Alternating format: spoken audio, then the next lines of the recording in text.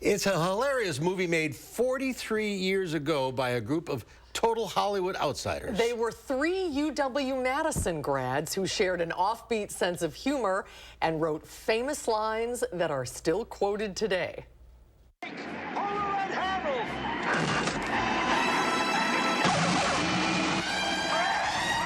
just want to tell you both good luck. We're all counting on you.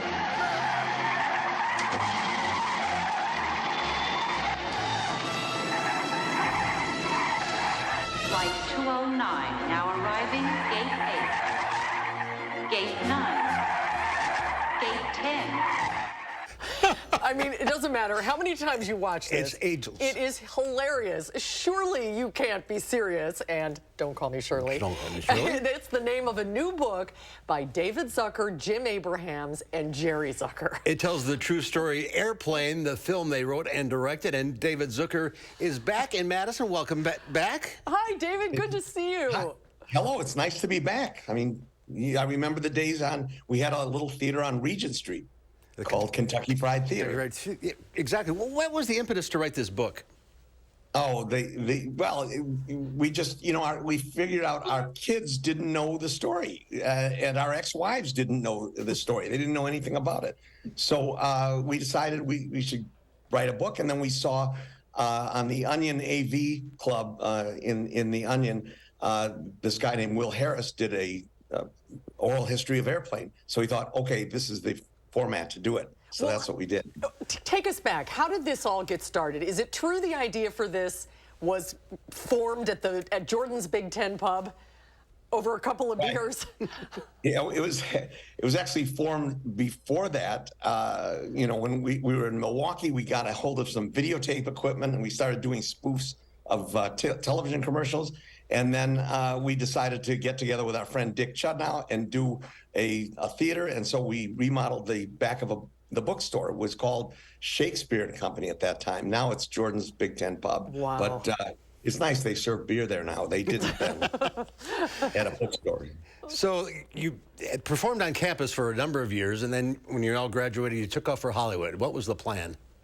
We just performed for a year in Madison, and it was really after we graduated. Jerry, my brother, was still a senior at UW, and we decided we could only charge $1 admission. We wanted to get discovered, be on the Tonight Show, and at that time, in that year, Johnny Carson had just moved to LA, and we also thought it would be much easier, more comfortable to starve in the 80-degree weather than here in Wisconsin or in New York had we gone there. How did a group of three Wisconsin guys, though, get some of these A-list actors, Lloyd Bridges and Robert Stack?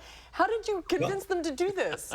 Well, I think they all want to be in movies, and they had mainly done television at that point in their careers. And so we had an executive producer named Howard Koch who actually knew some of these people. And he had been past president of the studio and president of the Academy. And I remember when we gave it to Peter Graves, I mean, it wasn't easy. He threw the script across the room and said, this was the worst piece of trash I've ever read in my life. And the worst taste I've ever read. So we had him in, and I think he was surprised to find that we weren't these drugged out weirdos that he expected.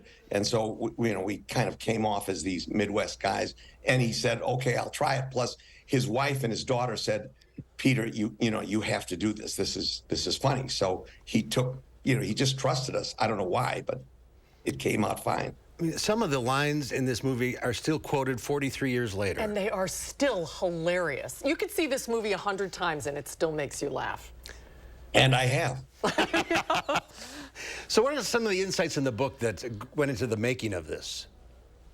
Oh, well, Leslie Nielsen disrupted the whole set he had this whoopee cushion machine.